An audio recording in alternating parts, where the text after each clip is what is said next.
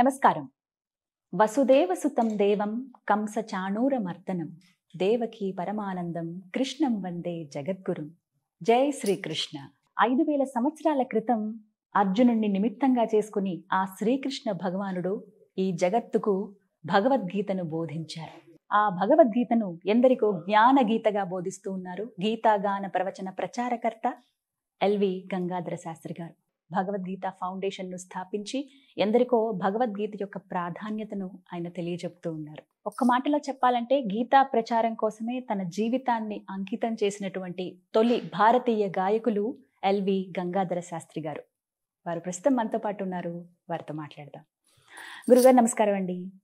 నమస్కారం గీతాంజలి గారు. ఆయుష్మాన్ భవ, శతమానం భవతి, సంపూర్ణ శ్రీకృష్ణానుగ్రహ ప్రాప్తిరస్తు. చాలా సంతోషం. మీ పాద పద్మాలకు నా నమస్కారాలు. అసలు భగవద్గీతను ఎందుకు చదవాలి? చదవటం వల్ల మనం పొందేదేమిటి? ఏ వయసులో చదవాలి? ఏం నేర్చుకోవాలి? భగవద్గీత అసలు ఏం చెబుతోంది? ఈ విషయాలు తెలుసుకుందాం. ఎందుకే చదవాలి అంటే జీవితంలో క్లారిటీ కోసం. భగవద్గీత చదివితే ఏమొస్తుందన్నారు కదా, అర్జునుడికి ఏమొచ్చిందో ఆలోచిద్దాం.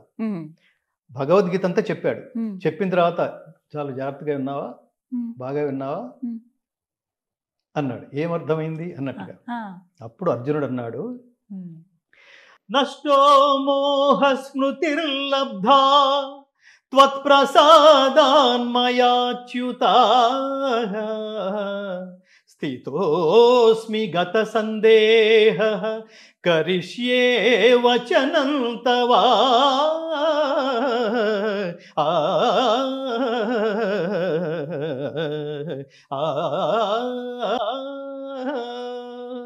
అచ్యుత పరమాత్మ, నీ దయ వలన నా అజ్ఞానం తొలగిపోయినది. మొట్టమొదటి పాయింట్. నాకు జ్ఞానము లభించినది. రెండో పాయింట్, సందేహములన్నీ తొలగినవి. ఇప్పుడు కర్తవ్య నిష్టలో ఉన్నాను. ఇప్పుడు నువ్వు ఏదైతే నాకు బోధించావో, ఇప్పుడు నేనే ఏదైతే స్వధర్మాన్ని ఆచరించవలసిన బాధ్యత నా మీద ఉందో అది ఆచరించడానికి సిద్ధంగా ఉన్నా. ఇప్పుడు చెప్పండి. భగవద్గీత అంతే, ఇక యుద్ధానికి సిద్ధమైపోయాడు. ఇప్పుడు భగవద్గీత సారాంశం ఏంటో చెప్పండి. అర్జునుడికి బోధించిన పాఠం మనకు కదా, అది అర్జునుడికి ఫలించిన పాఠం మనకు ఫలించదు. అర్జునుడికి వేసిన క్యాప్స్యూల్ మనం వేసుకుంటే మనకు ఫలించదు. అందుకని చదవాలి. అంటే జీవితంలో క్లారిటీ కోసం చదవాలి. క్లారిటీ కోసం చదవాలి.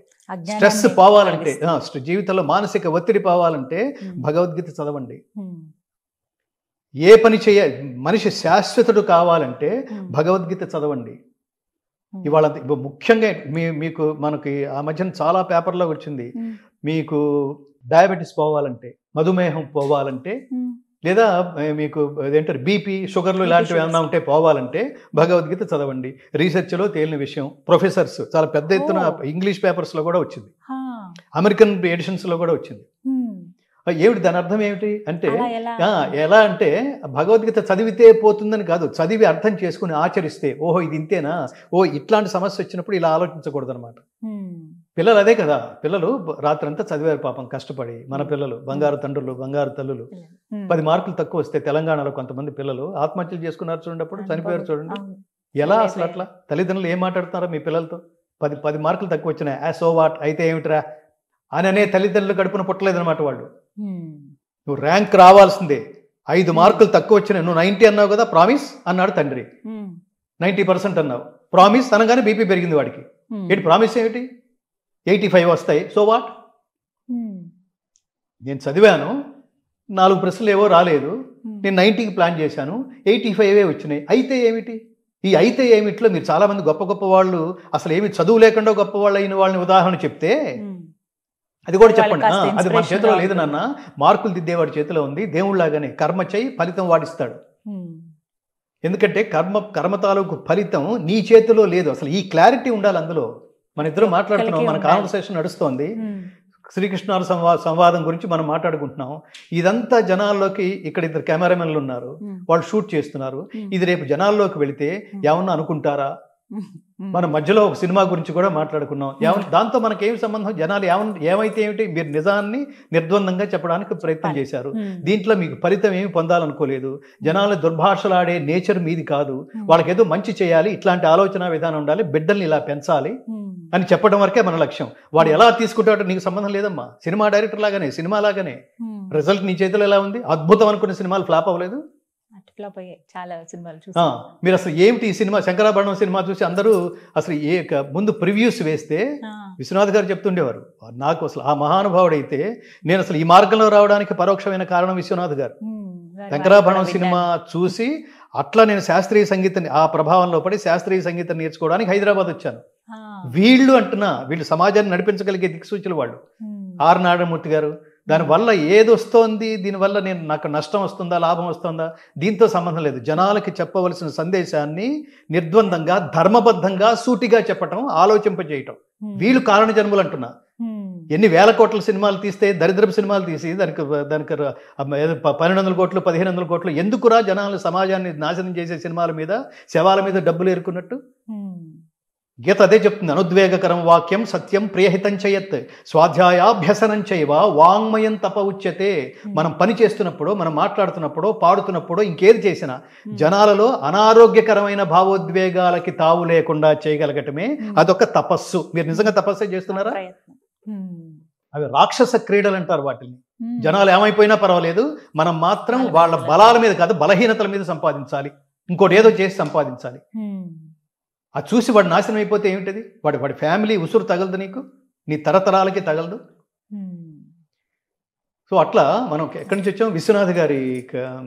సో అట్లా ప్రభావితం చేసిన వాళ్ళు వీళ్ళందరూ మార్గదర్శకులు అంటున్నారు సమాజానికి. ఇట్లాంటి వాళ్ళు మార్గదర్శకులు. అందుకని పిల్లలకి బాల్య దశ నుంచే ఎందుకు చదవాలి, బీ పాజిటివ్, అందుకని చదవాలి భగవద్గీత. బీ పాజిటివ్ అంటే ఏమిటో భగవద్గీత అర్థం చెప్తుంది. పిల్లల నుంచి అది ప్రారంభిస్తే బాగుంటుంది. అంటే చాలా వరకు ఇప్పుడు కొన్ని అంశాలు వస్తున్నాయండి. ఎలా మాట్లాడుతున్నారంటే, చదువుకుంటున్నప్పుడు స్కూల్ దశలో ఉన్నప్పుడే భగవద్గీతని పాఠ్యాంశాల్లో చేర్చాలి, అలా అయితేనే వాళ్ళకి అలవాటు అవుతుంది. ఇంట్లో తల్లిదండ్రులు ఏదో ఒక మాట చెప్తేనో, పండగకి ఒకసారి కూర్చుంటేనే, ఇలా కాదు, పాఠ్యాంశంగా భగవద్గీతను చేరిస్తే అది సరైనది అని అంటున్నారు. దీనికి మీరు సమర్థిస్తారా? అది ఒక రకంగా నేను దానికంటే ముందు పాఠ్యాంశాలు చేర్చాలి. మా భగవద్గీత ఫౌండేషన్ ప్రధానమైన లక్ష్యాల్లో మీ ప్రభుత్వాన్ని ఇప్పటికే చాలా చాలా కోరుతున్నాం. చాలా సందర్భాల్లో చెప్పాం. ఒక దశాబ్దం నుంచి మా ఫైట్ ఇదే నడుస్తోంది. ఇది మతాలకు అతీతమైన గ్రంథం. మతం అంటే వర్గం అని అర్థం, ధర్మం అంటే సార్వజనీనమైంది. భగవద్గీత మత గ్రంథం కాదు, ధర్మ గ్రంథం. అది ధర్మ గ్రంథం, ధర్మ ప్రబోధ గ్రంథం తప్ప అది మత గ్రంథం అనే ఒక వర్గానికి చెందింది కాదు. ఒక వర్గానికి చెందే ఏమంటారు పిచ్చి ఐడియాలజీ కనుక మన హిందువులకు ఉంటే సర్వే జనా సుఖినో భవంతు అని ఎందుకంటాం? ఓన్లీ హిందూ జనా సుఖినో భవంతు అనాలి కదా. అందుకని నేనేమంటానంటే ఈ ధర్మ ప్రబోధ గ్రంథాన్ని, నైతిక విలువల్ని పెంపొందించే ఈ గ్రంథాన్ని, కర్తవ్యం ఎలా ఆచరించాలో చెప్పే ఈ గ్రంథాన్ని, స్వార్థరహిత ఉత్తమ సమాజ నిర్మాణం జరగాలంటే ఏం చేయాలో చెప్పే ఈ గ్రంథాన్ని ముందు తల్లిదండ్రులు పిల్లలకు నేర్పించండి. నేను ప్రారంభంలో చెప్పింది రిపీట్ చేస్తున్నాను. మీరు try to spend your valuable time with your most valuable kids. ఎలా నేర్పించాలి అంటే చదవండి, రోజుకు ఒక శ్లోకం. అసలు ముందు మీరు చదవండి, మీరు చదవటం వచ్చేస్తుంది. అది పెద్ద విషయం కాదు. అది తెలుగులో పుస్తకాలు చాలా ఉన్నాయి. మీరు చెప్పండి. యత్ర యోగేశ్వరః కృష్ణః యత్ర పార్థః ధనుర్ధరః తత్ర శ్రీః విజయః భూతిః ధ్రువా నీతిః మతిః మమ. యత్ర యోగేశ్వరః కృష్ణః చెప్పండి. యత్ర యోగేశ్వరః కృష్ణః యత్ర పార్థో ధనుర్ధరః తత్ర శ్రీర్విజయో భూతిః ధ్రువా నీతిర్మతిర్మమ. ఏమిటి ఇంకా మీకు నేర్పించేది? ఇంత ఈజీగా. ఇప్పుడు ఏమిటి, తల్లికి వచ్చేస్తే పిల్లలందరికీ వచ్చేసినట్టే. ఈ శ్లోకం నేర్పించడానికి ఎంతసేపు పడుతుంది? మీరు నేర్చుకోవడానికి మహా అయితే 5 నిమిషాలు. దానికి ఇప్పుడు మీకు ఇచ్చిన గ్రంథం ఉంది, ఇది గోరఖ్పూర్ గీతా ప్రెస్ వాళ్ళది. నేను చాలా సందర్భాల్లో చెప్తుంటాను, మీకు ఇంకా డీటెయిల్డ్గా చాలా కావాలంటే వీళ్ళదే పెద్ద పుస్తకం దొరుకుతుంది. మీరు ఇంప్రెసివ్గా చదవాలనుకుంటే మరో పుస్తకం కూడా ఉంది. అది శ్రీ శ్రీ శ్రీ విద్యా ప్రకాశానందగిరి సుఖ బ్రహ్మాశ్రమం. ఆ మహాత్ముడు ఆయన భగవద్గీతని మా భగవద్గీత రీసెర్చ్లో కూడా మేము సేకరించిన 18 గ్రంథాల్లో అవి చాలా గొప్పవి. దాని మీద చాలా రీసెర్చ్ ఓరియంటెడ్గా చేశారు. అవి ప్రామాణిక గ్రంథాలు. శ్రీ శ్రీ శ్రీ విద్యా ప్రకాశానందగిరి స్వామీజీ ఈ గోరఖ్పూర్ వాళ్ళు హిందూ ధర్మాన్ని ఉద్ధరించడానికే పుట్టారు. వీళ్ళు కారణ జన్ములు. సో అందుకని మీరు ఆ పుస్తకం తెరిస్తే మీకు ఫస్ట్ శ్లోకం ఉంటుంది. శ్లోకం కింద పదచ్ఛేదం ఉంటుంది. అంటే ఒక్కొక్క పదం ఎలా మీరు విడదీయాలో మీకు చెప్పేట్టుగా. ఇంకొక 10 పేజీలు తీయండి. ఏతాన్న హంతుమిచ్చామి. మీకు ఆ కింద పదచ్ఛేదం ఉంది చూడండి, అది చదవండి. విడదీసి ఒక్కొక్కటి చదవాలి. ఇప్పుడు అక్కర్లేకపోయినా మీరు శ్లోకం, దాని కింద పదచ్ఛేదం, దాని కింద ప్రతి పదానికి అర్థం, దాని కింద మొత్తం శ్లోకానికి తాత్పర్యం.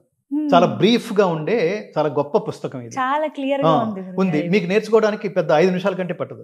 మీ పిల్లలకి నేర్పించడానికి 10 నిమిషాల కంటే పట్టదు. దాన్ని తాత్పర్యంతో సహా దేవుడు ఏమంటున్నాడంటే అని అలా పిల్లలకి చెప్పండి. నువ్వు ఏ కర్మణ్యేవాధికారస్తే అన్నాడరా, నువ్వు పని చెయ్యి, నువ్వు బాగా చదువు, దాన్ని అలా చెప్పండి. నువ్వు బాగా చదువు, టీచర్ మార్కులు వేస్తుందా, బాగా చదవకపోతే కొడుతుందా, ఇలాంటి చదువుతున్నప్పుడు అన్నెసరీ డీవియేషన్స్ వద్దు, బాగా చదువు. దాన్ని పూర్తి ఫస్ట్ లెవెల్లో బట్టి పట్టేసి తర్వాత దాన్ని అర్థం చేసుకోవడానికి ట్రై చేయి. 2 రోజులు 4 అని అట్లా చెప్పేసేయద్దు. ఫస్ట్ లెవెల్ అది. సెకండ్ లెవెల్ 2 2 4 ఎలా అయింది, 1 2 ప్లస్ 1 2 అప్పుడు 1 2 3 4 అయిందనమాట. ఇలా అలా వాడు అర్థం చేసుకుంటూ చదివితే అర్థం లేకుండా అర్థం తెలుసుకోకుండా ఏ పని చేసినా జీవిత పరమార్థం తెలియదు, బోధపడదు. అందుకని ఏ విషయమైనా బట్టి పట్టేసి చేయొద్దు, మార్కుల కోసం చేయొద్దు, ర్యాంకుల కోసం చేయొద్దు, నాలెడ్జ్ కోసం చదవండి. కొన్ని సందర్భాల్లో నువ్వు 100 మార్కులు తెచ్చుకుంటే నువ్వు పాస్ అవుతావురా, ఒరే నీకు 25 మార్కులు చాలురా ఇట్లా అన్నావు అనుకోండి, ఆ 25 మార్కులు స్టాండర్డ్లోనే ఉండిపోతాడు. దాని ప్రభావం సమాజం మీద, దాని ప్రభావం దేశం మీద కూడా ఉంటుంది. Be with 100%. డల్ స్టూడెంట్ అట్లా వేయదు. ప్రతివాడు మనకు చాలా, ఈ జాతికి చాలా గొప్ప ఉదాహరణ అంబేద్కర్. ఎక్కడున్నాడండి ఆయన, ఏ స్థాయిలో ఉన్నాడు? ఆయనకి మనం దండేస్తున్నాం అంటే మనకు అర్హత ఉండాలి.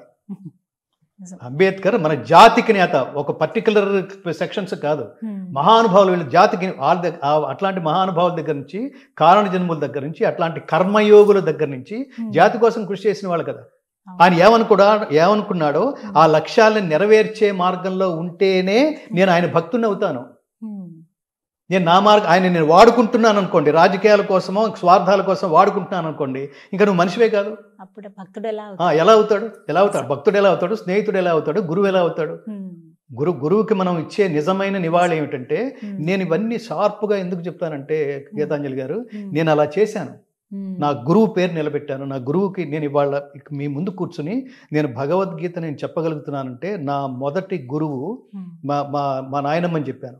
నేను స్కూల్కి వెళ్తే, మీరు ఇందాక అడిగిన ప్రశ్న, స్కూల్స్లో కూడా పెట్టాలా? తప్పకుండా పెట్టాలి. ఒకప్పుడు తప్పకుండా చెప్పేవాళ్ళు. ఇప్పుడు హిందువులకి పుట్టిన భయంకరమైన వ్యాధి, భయంకరమైన జబ్బు పేరు సెక్యులర్. ఆ సెక్యులర్ అనే జబ్బు పట్టిన హిందువులు మన స్కూల్స్లోనే ఉండి, నాలాంటి వాళ్ళు ఎవరైనా వచ్చి నేను పిల్లలకి భగవద్గీత నేర్పిస్తానంటే, సార్ మీరు రావద్దు సార్ దయచేసి, ఇది సెక్యులర్, దీని పేరు సెక్యులర్ అట. అందుకని ఈ సెక్యులర్ కాంపౌండ్లోకి మీరు వచ్చి భగవద్గీత నేర్పిస్తే ఆ పక్కనే ఉండే ముస్లిమ్స్, ఆ పక్కనే ఉండే క్రిస్టియన్స్ హర్ట్ అవుతారు సార్. భగవద్గీత చెప్తే హర్ట్ అవుతారు.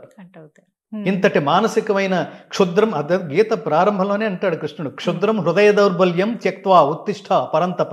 ఈ నీచమైన మనో దౌర్బల్యాన్ని వదిలిపెట్టు అన్నాడు కృష్ణుడు. ఇట్లాంటి నీచమైన అనేక రూపాల్లో ఉన్న మనో దౌర్బల్యాలలో హిందువులకు పట్టిన, హిందూ సంఘాలు కాదు, హిందువులకి తర్వాత ఈ సెక్టార్స్కి, ప్రభుత్వ సెక్టార్స్కి, ఈ స్కూల్స్కి, వ్యవస్థల్లో పట్టిన జబ్బు పేరు సెక్యులర్ అన్నమాట. అసలు వీడికే దీని గురించి తెలియదు.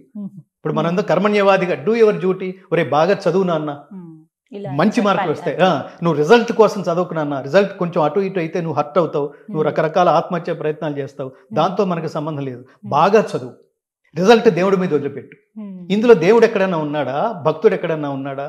కేవలం గురువు స్టూడెంట్ మధ్యన జరిగిన అత్యద్భుతమైన కాన్వర్సేషన్ కనిపిస్తోంది. ఓ మంచి నీతి వాక్యం చెప్పాడే, నీ హితవు కోరి ఇవన్నీ మాట్లాడాడే. ఇది ఎట్లా మత గ్రంథం అవుతుంది? ఇంకా లాజికల్ గా మాట్లాడితే 2000 సంవత్సరాలు క్రిస్టియానిటీ, 1400 సంవత్సరాలు ఇస్లాం, భగవద్గీత 5000 సంవత్సరాల క్రితం, అంత క్రితం రాముడు. మతాలు ఆవిర్భవించని కాలంలో బోధించబడిన భగవద్గీతని ఎందుకురా మత గ్రంథం ముద్ర వేస్తావు? Useless fellow. చాలా బాధ అనిపిస్తుంది. భగవద్గీత కాబట్టి ఏంటంటే పిల్లలకి అలా తర్వాత నేర్పించాలి రియలైజ్ మళ్ళీ వీళ్ళే బొట్లు పెట్టుకుంటారు. అది చూడండి, హిందువులనే ప్రభుత్వ సెక్టార్స్ లో ఉన్న వాళ్ళు బొట్లు పెట్టుకుంటారు, హిందూయిజానికి ఏమి చేయరు. మన భగవద్గీత ఫౌండేషన్ ఆఫీసుని దర్శించని, ఆఫీసుకి రాని, ఆఫీసుకి నా ముందు మోకరిల్లని, ఇది నేను అహంకారంతో చెప్పడం లేదు, మోకరిల్లని పెద్దవాళ్ళంటూ లేరు, చేసిన వాళ్ళు లేరు. దీన్ని ముందుకు తీసుకువెళ్ళడానికి ప్రయత్నించే ప్రభుత్వ శాఖల్లో మంత్రులు, ఎండోమెంట్స్ డిపార్ట్మెంట్స్ వాళ్ళు, ఎండోమెంట్ మినిస్టర్స్ వీళ్ళు వస్తారు, నమస్కారం పెడతారు. దీనికి ఏదైనా చేయంటే మీకు తెలుసు కదా గురుగారు, మాకు బడ్జెట్లు ఉండవు. ఇంట్రెస్ట్ లేదు, నీకు బడ్జెట్ లేదు కాదు, ఇంట్రెస్ట్ లేదు. ఇంకా ఎవరు చెప్తారు? దానికి ఎండోమెంట్స్ అని పెట్టి ఎండోమెంట్స్ తీసుకెళ్ళకపోతే అసలు ప్రతి జీవితంలోకి వెళ్ళవలసిన మోస్ట్ ఇంపార్టెంట్ సబ్జెక్ట్ కదా. ఇవాళ సమాజం ఎలా ఉందండి? పొద్దున్న లేస్తున్నాడు పిల్లాడు, చదువుతున్నాడు, చదువు పేరుతో స్ట్రెస్ అంతా మూటగట్టుకుంటున్నాడు. ఆ తర్వాత పెద్దవాడయ్యాడు, ఉద్యోగం చేశాడు, ఉద్యోగంలో కూడా టార్గెట్ పేరుతో స్ట్రెస్ నెత్తి మీద పెట్టుకుని తిరుగుతున్నాడు. 30-40 ఏళ్ల లోపలే రోగాలు లేని వాడంటూ లేడు. వీటన్నిటి నుంచి ప్రశాంతమైన జీవితం, వీటన్నిటి నుంచి స్ట్రెస్లెస్ లైఫ్, వీటన్నిటి నుంచి చాలా ఆనందకరమైన జీవితం, అసలు ఆనందం అంటే ఏమిటో తెలుసుకునే జీవితం. ఇది కాక give back to the society. ఏదైతే దేవుడు నీకు శక్తులు ఇచ్చాడో ఇవి ఏదో రూపంలో, సేవ రూపంలో ప్రపంచానికి అందించడం. Try to spend your valuable time for the society. రోజుకి పావుగంట లేదా సమాజం గురించి ఆలోచించేది? ఎందుకు బాల్యదశ నుంచే భగవద్గీత నేర్పించాలి అంటే, నేర్పిస్తే ఏమవుతుందంటే వీళ్ళల్లోంచే ఒకడు పొలిటీషియన్ అవుతాడమ్మా. ఈ నేర్చుకున్న వాళ్ళ ఒక పొలిటీషియన్ అవుతాడు. లేకపోతే ఎలా ఉంటుందంటే, ఈ ఉచితాలు అనే దరిద్రాలు ఉన్నాయి చూడండి, అది అనుచితం, సముచితం కాదు. ఎవరికి పడితే వాడికి ఇచ్చేస్తున్నాడు చూడండి. నేను ఇందాక చెప్పింది, ప్రకృతి వైపరీత్యాల వల్ల సర్వనాశనం అయిపోయిన వాళ్ళకి ఉచితం ఇవ్వండి. వాళ్ళు కూడా పోషించుకోలేని శారీరక దుర్బలులకి ఉచితం ఇవ్వండి, కంపల్సరిగా ఇవ్వాల్సిందే. కానీ అన్నీ ఉన్న వాళ్ళకి అన్నీ వెళ్ళిపోతుంటే చూడండి, ఎగ్జిక్యూషన్ లేకుండా అనర్హులకు కూడా వెళ్ళిపోతుంటే చూడండి. వాడికి 100 కోట్లు ఉన్నాయి, వాడికి ఈ రైతు బీమానే ఏదో అంటారు చూడండి, వాడికి ఎందుకు? వాడికి 1000 కోట్లు ఉన్నాయి, 100 ఎకరాలు 1000 ఎకరాలు, వాడికి ఎందుకండి? వాడికి ఎందుకు?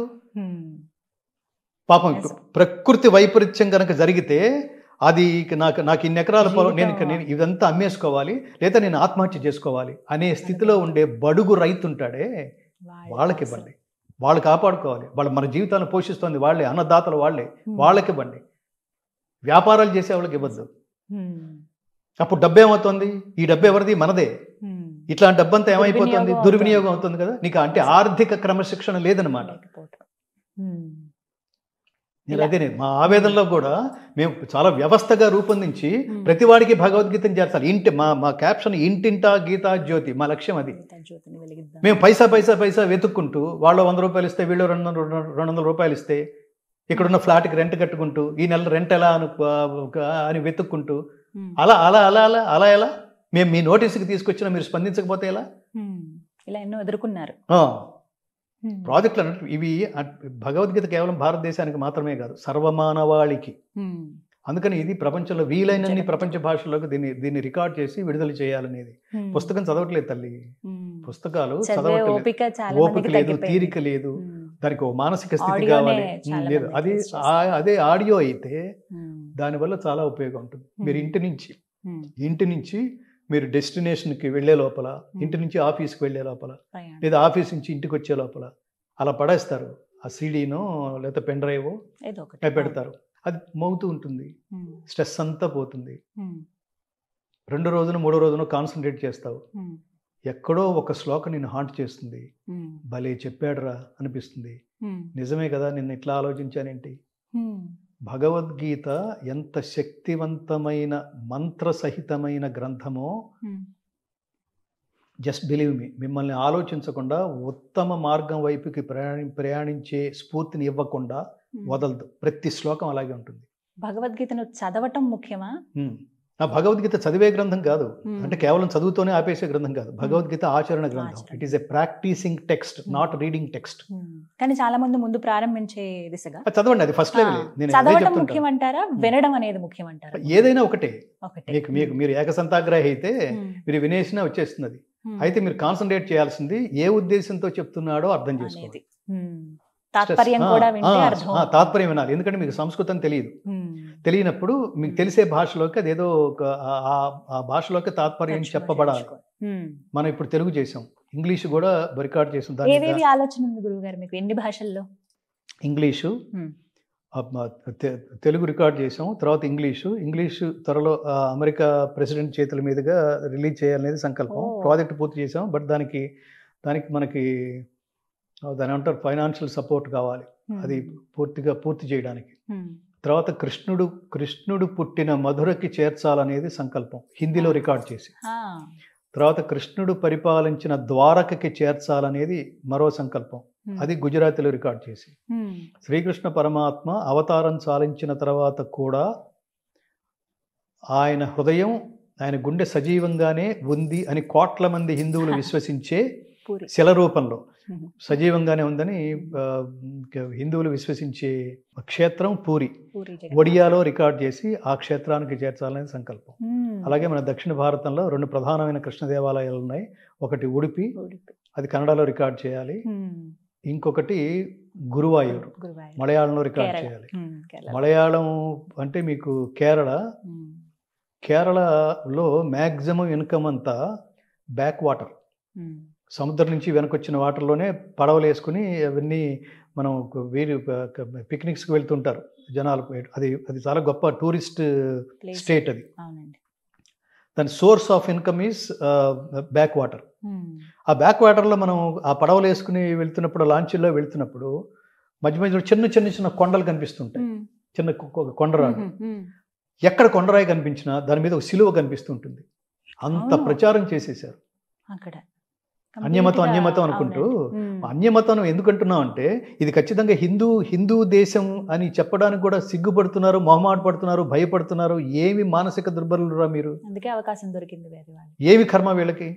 ఇది ఖచ్చితంగా ఇది బెత్లహేమేం కాదు. ఇక్కడున్న వాళ్ళు అక్కడి నుంచి ఏం తరలి రాలేదు. ఇక్కడున్న ముస్లిమ్స్ మక్కా నుంచి ఇదేం మక్కా కాదు కదా, అక్కడ పుట్టిన వాళ్ళు కాదు కదా. ఇది ఖచ్చితంగా రాముడు పుట్టిన క్షేత్రమే కదా, కృష్ణుడు పుట్టిన క్షేత్రమే కదా, జ్ఞానం పుట్టిన భూమే కదా. దీని మీద ఏమాత్రం అవగాహన ఏర్పరచకుండా ఇంతకంటే బెటర్ ఇందులోకి దూకేయటం ఏంటి? అమ్మను మార్చడం కాదు, తల్లిని మార్చడం కాదు, ఏది మతం మారడం అంటే. ఇన్విజిబుల్ మదర్ అంటారు. నీ కంటికి కనిపించని నిన్ను ప్రభావితం చేసే, నిన్ను అత్యద్భుతంగా నైతిక విలువలతో కూడిన విద్యాబోధన చేస్తూ నిన్ను తీర్చిదిద్దగలిగే తల్లి మతం. మనది కూడా మతం అనుకుంటే. అలాంటి తల్లి ప్రపంచంలో ఇంతటి గొప్ప లక్ష్యంతో పిల్లలు ఎదగడానికి అవకాశం ఇచ్చే బోధకురాలు, టీచరు ఒక్క భారతమాతే, అందుకని మేరా భారత్ మహాన్ అని ఫ్రీక్వెంట్గా చెప్తుంటాను. ఇంతకంటే బెటర్ అయితే నువ్వు క్రిస్టియానిటీలోకి వెళ్ళు, ఇంతకంటే బెటర్ అయితే క్రిస్టియానిటీలోకి వెళ్ళు. బెటర్ అవడానికి నాకు మళ్ళీ దృష్టాంతాలు చూపించాలి. తస్మాత్ శాస్త్రం ప్రమాణంతే కార్యకార్య వ్యవస్థితవు జ్ఞాత్వా శాస్త్ర విధానోక్తం కర్మ కర్తుం ఇహార్హసి. నీకు ఏది తెలుసుకోవాలో, ఏది తెలియకూడదో, ఏది తెలుసుకొనదగనిదో, ఏది తెలుసుకొనవలసినదో నువ్వు తెలుసుకోవాలంటే నీకు శాస్త్రమే ప్రమాణం. అది గీతాశాస్త్రం. సహేతుకంగా చెప్తాం. చాలా సవాళ్ళు ఉంటాయి. చాలా సవాళ్ళు. కేరళలో మీకు కొద్దిగా నేను గురువాయూరుకి వెళ్ళాను. ఆ క్షేత్రాలను దర్శించడానికి, అనంత పద్మనాభ స్వామి ఆ క్షేత్రాలను దర్శించడానికి వెళ్ళాను. కానీ ఈ మధ్యలో ఇవన్నీ చూస్తున్నప్పుడు అసలు ఏం ఐడియాలజీకి కనెక్ట్ అయ్యి ఆ మతాల్లోకి మీరు గంతులేశారా, దూకారు మీరు? ఎంత నిజంగానే గొర్రెదాటు కదది, ఎంత దారుణం అది. ప్రపంచంలో మీకు ఏదైనా సందేహం వస్తే ఆ సందేహాన్ని మళ్ళీ తర్వాత కౌంటర్ క్వశ్చన్ వేయకుండా ఆ సందేహ నివృత్తి చేయగలిగే ఏకైక మతం, ఏకైక ధర్మం, ఏకైక మార్గం ఒక్క హిందూ మార్గం ఒక్కటే. మిగతావన్నీ బ్లైండ్గా వాడేదో చెప్పాడు, వీడేదో విన్నాడు, నేను వచ్చేస్తున్నాను అన్నాడు, గొర్రెదాటు అందులోకి పోయారు. కానీ ఇది అట్లా కాదు, అది చాలా సహేతుకంగా చెప్తుంది. సహేతుకంగా మీరు చెప్పిన ప్రతి ఆన్సర్కి, ప్రతి ప్రశ్నకి ఇంత అద్భుతంగా సమాధానం చెప్పగలిగేవాడు ఒకడు. మీరు ఏదైనా ప్రశ్న వేయండి, ఎందుకు నేను ఇలా ఉన్నాను చెప్తుంది. మళ్ళీ మీకు జన్మ ఉందా చెప్తుంది. ఆ జన్మ ఎందుకు ఇప్పుడు ఇలా ఉన్నావు, ఎందుకు బాధపడుతున్నావు, నువ్వు ఇప్పుడు బాధపడుతున్నావు అంటే ఎప్పుడో చేసిన దుష్కర్మ ఫలితం అనుభవిస్తున్నట్టు లెక్క. ఇప్పుడు నువ్వు సంతోషంగా ఉన్నావంటే ఎప్పుడో నువ్వు చేసిన సత్కర్మ ఫలితం, ధర్మ ఫలితం అనుభవిస్తున్నట్టు లెక్క. ఎవరిని అడగక్కర్లేదు అనేక సందేహాలకి. కాబట్టి ఈ మ్యాక్సిమం ఏంటంటే ఇన్ని భాషల్లో రాబోతోంది. అంటే నేను అటు బాటం లైన్గా ఇందాక చెప్పిన దానికి బాటం లైన్గా చెప్పాలనుకుంటుంది, దయచేసి అత్యున్నతమైన నీ నుంచి ప్రతిఫలం ఏమీ ఆశించకుండా ఆశించకుండా నిన్ను తీర్చిదిద్దడానికి సిద్ధంగా ఉన్న హిందూ ధర్మాన్ని వదిలిపెట్టదు. ఇక్కడ ఎవడో చెప్పినందుకు ఎవడో డబ్బులు తీసుకోడు. స్వామీజీలు ఉపన్యాసాలు చెప్తుంటారు, వాడేదో కన్వీనియన్స్ ఇచ్చిండొచ్చు, చెప్పిన వాడికి నిర్వాహకుడు మాత్రం. కానీ కింద కూర్చున్న లక్షల మంది మా దగ్గర నూనె వాడితే అది తగ్గుతుంది, ఇది తగ్గుతుంది, అయ్యేది ఏది తగ్గదు, ఉన్నది కూడా రాలిపోతుంది. అట్లా ఏమి అంతము లేని ఈ భువనం అంతా పురాతన పాంధశాల. ఇదంతా తిరువరులు బాటసార్లు వెళ్ళే ఒక మహోత్కృష్టమైన క్షేత్రం భారతదేశం. ఎవడైనా ఎక్కడి నుంచైనా వచ్చి కాసేపు అక్కడ కూర్చుని ఈ ధర్మబోధ వినేసి తరించి ఆచరించి తరించవచ్చు. అంతటి మహోత్కృష్టమైన దేశం. Edwin Arnold, max Muller, open hammer, warn Hastings, Einstein, Aldous Huxley, David ఫ్రాలే అనే ఆయనకి సంస్కృత ప్రొఫెసర్ అమెరికాలో ఉన్నాడు. అతనికి పద్మభూషణ్ ఇచ్చి గౌరవించింది మన దేశం. అతను తన పేరు మార్చుకున్నాడు. అతను ఇక్కడున్న హిందూ ధర్మాన్ని చదువుతూ ఈ గ్రంథాలని చదువుతూ నా పేరే నాకే నచ్చలేదు అని అతను వామదేవ శాస్త్రి అని మార్చుకున్నాడు. అతను ఇక్కడ ఎవరో మారమని ఎవరో చెప్పలేదు. అలాంటి దేశం ఇది. అందుకని దయచేసి కన్వర్షన్స్ పేరుతో తల్లుల్ని మార్చకండిరా. తల్లుల్ని మార్చమని చెప్పేవాడు, తల్లుల్ని మార్చేవాడు, మతం పేరుతో తల్లిని మార్చేవాడు నీచుడని అర్థం, ఐడియాలజీ లేదని అర్థం, అమాయకుడని అర్థం, మూర్ఖుడని అర్థం, అజ్ఞాని అని అర్థం, మినిమం నాలెడ్జ్ కూడా. నేను సింపుల్ ఉదాహరణ చెప్తుంటాను. నా తల్లి యావరేజ్గా ఉంటుంది, నా పక్కింట్లోనే పక్క పోర్షన్లో ఐశ్వర్యరాయ్ ఉంటుంది అనుకోండి. ఐశ్వర్యరాయ్ అందంగా ఉంటుంది కాబట్టి నా తల్లి ఆవిడే, ఈ తల్లి కాదు, సారీ ఆమె తూచి అంటాము మనం. ఈవిడ అందంతోనూ ఈవిడ యావరేజ్నెస్తోనూ మనకేమి సంబంధం? నా తల్లి నా తల్లే, నన్ను తీర్చిదిద్దింది నా తల్లే. దేహము విజ్ఞానము బ్రహ్మోపదేశం ఇచ్చి ఇహపరాలు సాధించి హితమిచ్చిన తండ్రిని. నా తండ్రి వాడెవడో మధ్యలో వచ్చి వాడి సౌలభ్యం కోసం బాప్టిజం అని ఒకడు అంటాడు, ఇక్కడ సంతకం పెట్టమంటాడు. మీకు దాని మీద ఇది వీటి మీద రాబోయే రోజుల్లో నేను అసలు ఈ ప్రభుత్వాన్ని ముఖ్యమంత్రుల్ని కూడా మీరు అందరినీ సమానంగా చూడండి. కానీ మీరు హిందూ అని బలవంతంగా ప్రకటించుకోండిరా నాన్నలారా, ముఖ్యమంత్రులారా. డెఫినెట్ గా నేను ఏమంటానంటే, ఇవాళ హిందూయిజం గురించి గట్టిగా మాట్లాడడానికి ప్రపంచంలో ఇది హిందూ మతానికి సంబంధించింది, మనం దాన్ని టచ్ కూడా చేయకూడదు, దాని పేరు యోగా అని మొన్నటిదాకా అనుకున్న వాళ్ళు ప్రపంచ యోగా దినోత్సవం స్థాయికి అది చేరుకుందంటే ఇప్పుడిప్పుడే దీన్ని అర్థం చేసుకుంటోంది. రాబోయే రోజుల్లో ప్రపంచ మొత్తాన్ని శాశ్వతానందమయ స్థితికి తీసుకువెళ్ళగలిగే, జ్ఞానబోధ చేయగలిగే దేశం భారతదేశం మాత్రమే. ఇదే నిలబడి ఉంటుంది. మిగతావన్నీ డబ్బులుండి వాడు ఎందుకు కన్వర్ట్ చేస్తున్నాడు? వాడికి డబ్బు వస్తుంది. నేను ఉద్యోగం చేయాలంటే, నేను డబ్బు సంపాదించాలంటే నేను 10 మందిని ఇందులోకి కన్వర్ట్ చేయాలి. నువ్వే పుస్తకాలు పట్టుకుని తిరుగుతున్నావు, నువ్వే ప్రచారం చేస్తున్నావు. ఇక్కడ ప్రచారం చేయాల్సిన అవసరం లేదు. భగవద్గీత కోసం మీరు వస్తే నేను మాట్లాడుతున్నాను. నేను జనాల్లోకి వెళ్ళి చెప్పాల్సిన అవసరం లేదు. అంతే. దిస్ ఇస్ జస్ట్ లైక్ ఏమంటారు కాలేజెస్. ఇప్పుడు నారాయణ, చైతన్య అంటారు చూడండి. స్కూల్కి మనం వెళ్ళాలనుకుంటే మీరు జాగ్రత్తగా వినండి. మీరు స్కూల్కి వెళ్తున్నారా? స్కూల్ మీ ఇంటికి వస్తుందా? మీరు స్కూల్కి వెళ్తున్నారంటే మీకు ఇంట్రెస్ట్ ఉందని అర్థం. స్కూలే మీ ఇంటికి వచ్చి మా దగ్గర రండి అంటుందంటే వాడికి ఇంట్రెస్ట్ ఉందని, వాడు లాభాపేక్షతో వాడు వ్యాపారం చేస్తున్నాడని అర్థం. అంతేనా? ఈ మిగతా మతాలు కూడా అంతే. నేను 2 ఉదాహరణలు చెప్పాను, మళ్ళీ ఈ సందర్భంలో కూడా చెప్తాను. స్త్రీ పురుషులు మా మత సిద్ధాంతాల ప్రకారం సమానం కాదు.